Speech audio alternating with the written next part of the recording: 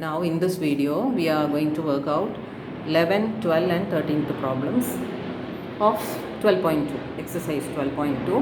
அதில் 11லேயும் 13லேயும் உங்களுக்கு truth table போட்டு தான் சம் போட சொல்லியிருக்காங்க. ஆனால் 12th சம் டிஃப்ரெண்ட்டு. 12th சம்மில் நீங்கள் ப்ரூவ் பண்ணுறது வந்து without using truth table use பண்ணக்கூடாது.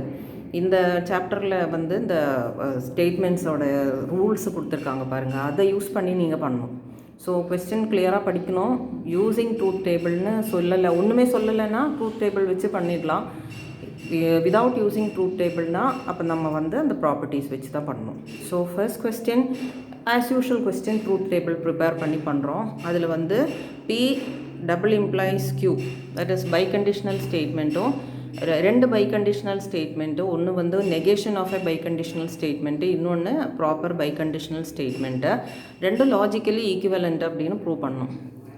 ஸோ ரெண்டு சிம்பிள் ஸ்டேட்மெண்ட்ஸ்னால் உங்களுக்கு ஆஸ் யூஷுவல் நமக்கு 4 ரோஸ் இருக்கும். ஸோ அதில் வந்து P அண்ட் Qவோடைய ட்ரூத் வேல்யூ காம்பினேஷன்ஸ் வந்து TT, TF, FT and FF. So double imply statement biconditional ஸ்டேட்மெண்ட்டோட ரூல் படி 1 2 T வந்தால் T வரும், இல்லை 2 F வந்தால் T வரும். In all other cases it is false. So only when the simple statements have same truth value, by conditional statement will be true. And அதோட நெகேஷனோட காலம் வந்து இதோட அப்படியே ஆப்போசிட்டான ட்ரூத் வேல்யூ எழுதினா முடிஞ்சிடுச்சு. So up to this it is the left hand side. So fourth column gives you the truth value of negation of the biconditional statement P implies and is implied by Q. அடுத்தது negation of Qக்கு truth value எழுதணும். Qவோட காலம் எழுதி அப்போ பார்த்துட்டு அப்படியே அதோட ஆப்போசிட் ட்ரூத் வேல்யூ எழுதினா போதும். And then biconditional statement between P and negation of Q. So இதையும் பார்த்துட்டு எழுதணும்.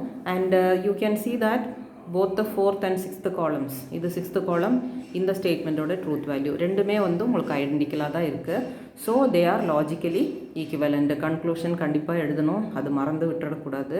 they may give you 1 mark or half mark according to the mark weightage given for the question.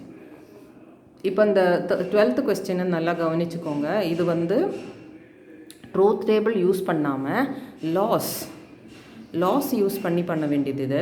So ஒரு சம்மில் நம்ம prove பண்ணியிருக்கோம் P implies Q அப்படிங்கிற conditional ஸ்டேட்மெண்ட்டும் negation of P or Q அப்படிங்கிற ஸ்டேட்மெண்ட்டும் லாஜிக்கலி ஈக்குவலண்ட்டுன்னு சொல்லியிருக்காங்க. ஸோ இதை ரூலை யூஸ் பண்ணி தான் நான் 2 ஸ்டெப்பு போடுறேன், அது நான் சொல்கிறேன் எப்படி வந்ததுன்னு.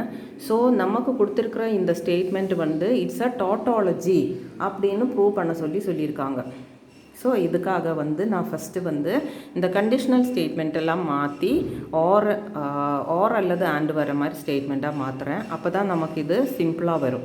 ஸோ P இம்ப்ளைஸ் Q வந்து என்ன எழுதணும், நம்ம நெகேஷன் ஆஃப் P ஆர் Qன்னு எழுதணும். ஸோ ஃபஸ்ட்டு அந்த Q இம்ப்ளைஸ் Pங்கிற அந்த ப்ராக்கெட்டை வந்து நெகேஷன் ஆஃப் Q ஆர் Pன்னு மாற்றிட்டேன். ஃபஸ்ட்டு இம்ப்ளை சைன் இன்னும் அப்படியே இருக்குது.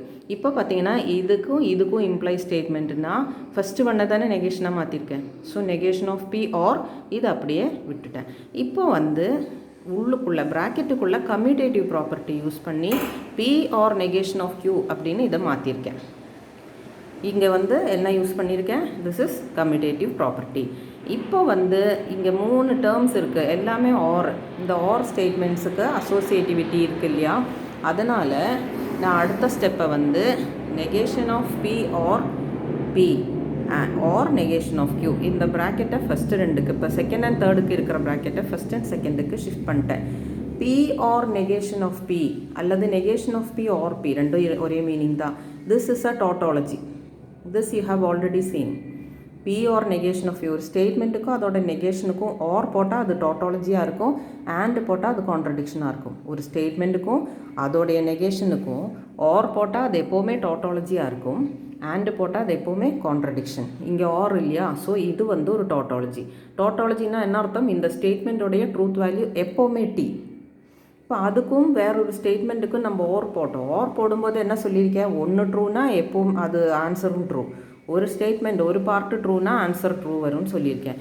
இது எப்போவுமே ட்ரூ தானே. அப்போ ட்ரூ ஆர் Qவோட ட்ரூத் வேல்யூ எதுவாக இருந்தால் நமக்கு என்ன, அது வந்து எப்போவுமே ட்ரூவாக இருக்கும். So this is a tautology. So once again I will explain. The first 2 steps are developed by this concept. P implies Q is equivalent to negation of P or Q. So first இந்த rule apply பண்ணி இந்த conditional ஸ்டேட்மெண்ட்டை negation of Q R பின்னு மாற்றிட்டேன். அதாவது first ஒன்னோட negation R the second one அப்படின்னு மாற்றிட்டேன். இப்போ மறுபடியும் அதே ரூல் யூஸ் பண்ணி இப்போ இந்த ஃபஸ்ட்டு ஸ்டேட்மெண்ட் இது, செகண்ட் ஸ்டேட்மெண்ட் இது, ஃபர்ஸ்ட் ஸ்டேட்மெண்ட்டை நெகேஷனாக மாற்றிட்டு நெகேஷன் ஆஃப் பி ஆர் இந்த ஸ்டேட்மெண்ட்டுன்னு போட்டேன். அடுத்த ஸ்டெப்பில் வந்து இந்த ரெண்டையும் இடம் மாற்றிருக்கேன் by commutative property. So negation of Q or பின்றது பி ஆர் நெகேஷன் ஆஃப் கியூங்கிறது சேம் தான். இது கம்யூட்டேட்டிவ் ப்ராப்பர்ட்டியை வச்சு இப்போ அடுத்த ஸ்டெப்பில் வந்து அசோசியேட்டிவ் ப்ராப்பர்ட்டி யூஸ் பண்ணி ப்ராக்கெட்டு ஃபஸ்ட்டு ரெண்டுக்கு ஷிஃப்ட் பண்ணுறேன். So negation of P or P அப்படின்றது அந்த ஃபஸ்ட் பார்ட் வரும். This will always be true. This is a tautology, hence it is always true. Always ட்ரூவாக இருக்கிற ஒரு ஸ்டேட்மெண்ட்டுக்கு இன்னொரு ஸ்டேட்மெண்ட்டுக்கும் நீங்கள் ஆர் எடுத்தீங்கன்னா அது எப்போவுமே ட்ரூவாக இருக்கும். எப்போவுமே ட்ரூவாக இருக்கிற ஸ்டேட்மெண்ட்டுக்கு பேர் தானே tautology. Therefore the given statement is a tautology. இந்த பெருசாக ஒரு டி எழுதியிருக்கேன் பாருங்கள், அது இந்த ஸ்டேட்மெண்ட்டு டாட்டாலஜி இல்லையா. டாட்டாலஜியை ரெப்ரசன்ட் பண்ணுறது ஒரு பெரிய டீன்னு போட்டு தான் ரெப்ரசன்ட் பண்ணுவோம். கான்ட்ரடிக்ஷனாக இருந்தால் வந்து பெரிய எஃப் போடுவோம். த்ரூ அவுட் ஃபால்ஸ் தானே அது, அதுக்காக அப்படி போடுவோம். அதான் சிம்பிள். இப்போது 13th கொஸ்டின் வந்து டேப்லர் காலம் யூஸ் பண்ணி லாஜிக்கல் ஈக்குவலன்ஸ் ப்ரூவ் பண்ணுறது தான். அது வந்து negation of P or Q or negation of P and Q, இந்த ரெண்டுக்கு இது வந்து இந்த நெகேஷன் ஆஃப் பிக்கு ஈக்குவலண்ட்டாக இருக்கும் அப்படின்னு ப்ரூவ் பண்ணுறோம். This is nothing but what you have been doing all this time. வந்து கொஞ்சம் காலம்ஸ் நிறையா இருக்கும். P Q, P or Q, negation of P or Q, negation of P and Q, negation of p or q or negation of p and q. So as you can see negation of p ஓட காலமில் வர அதே truth values தான் last column. இதுதான் உங்களுக்கு வந்து 5th காலம் தான் உங்களுக்கு negation of p க்கு ஆன்சர். லாஸ்ட் காலம் அதாவது வந்து 7th காலம் தான் இந்த ஸ்டேட்மெண்ட்டுக்கு answer. And you can see both are identical. So as column 5 and 7 are identical, this statement is logically equivalent to this statement அப்படின்னு எழுதினா போதும்.